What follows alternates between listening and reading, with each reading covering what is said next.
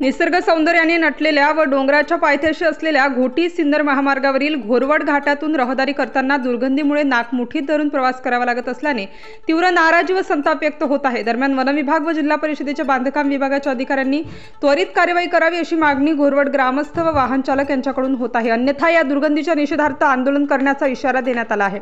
घोरवड घाट हा सिन्नर पासून साधारणतः 13 ते 14 किलोमीटर अंतरावर असून अतिशय सुंदर व निसर्गरम्य वातावरणाने नटलेला असा हा घाट, परंतु या घाटामध्ये गेल्या काही दिवसांपासून रस्त्याने जाताना येताना अतिशय दुर्गंधीचा सामना करावा लागतो। त्यातच या घाटामध्ये अनेक केमिकलचे टँकर केमिकल कुणी नसल्याचे पाहून आणून ओततात।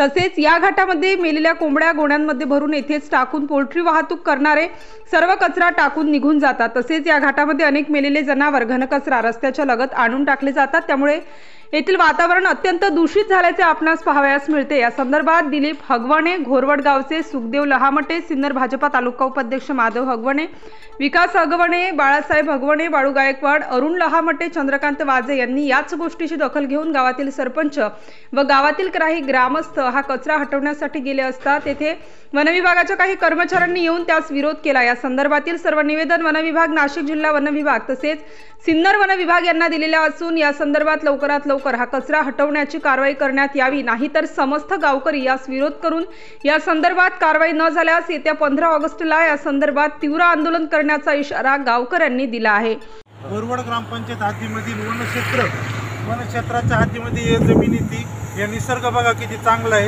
या निसर्गाचा ऱ्हास करण्यासाठी येथील म्हणजे या जमिनीलगत या वन विभागाच्या जमिनीमध्ये अनेक मोठ्या प्रमाणामध्ये मेलेल्या कोंबड्या, केमिकलयुक्त रसायन, परत आपलं इथं या लगत असलेले हॉटेलचा घाण कचरा सर्व इथं डम्पिंग ग्राउंड जसं केलं आहे अशा प्रमाणात इथं मोठ्या प्रमाणात टाकलं जातं।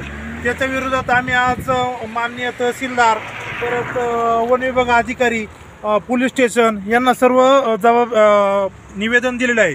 तरी आज स्वखर्चाने इथं रस्त्यालगत असलेला घनकचरा उचलण्याकरता ज्यांनी कोणी टाकला त्यांच्या विरोधात ॲक्शन घेण्याकरता आम्ही इथं आलो असता इथे एक DCPच्या साह्यानं तो घनकचरा उचलून आम्ही त्याची विल्हेवाट लावली। इथे सर्व ग्रामस्थ, सरपंच माधव हगवणे, बाळासाहेब गायकवाड, बाळासाहेब हगवणे, अरुण लामटे हे सर्व उपस्थित आहेत। या दृष्टिकोनातून आम्ही वेळोवेळी शासनाचे पाठपुरावा केला, पण या संदर्भात कुणी तक्रारीचं आमचं निवेदन करत नाही।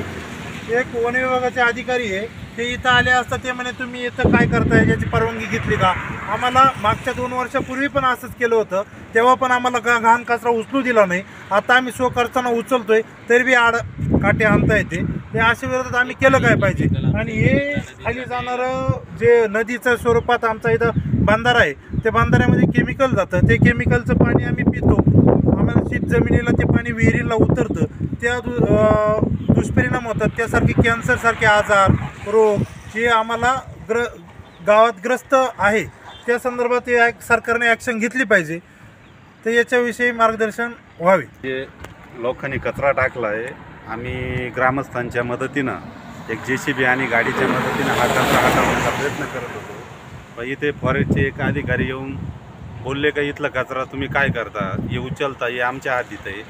आणि ज्या वेळेस आम्ही काही कचरा टाकला का हे म्हणते आमच्या हद्दीत नाही, PWDच्या हद्दीत आहे।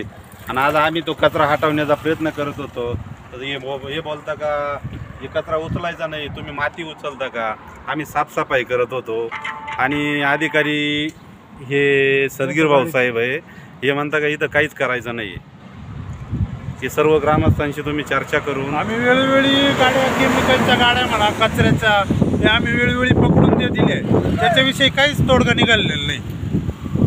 आम्हाला त्याविषयी न्याय मिळावा आणि आम्ही येत्या 15 ऑगस्टच्या आत आम्हाला जर पूर्ण हा रस्त्याच्या लगत जी नाली, या नालीला तुम्ही खोदकाम करा, जेणेकरून कचरा ओतता येणार नाही कोणाला।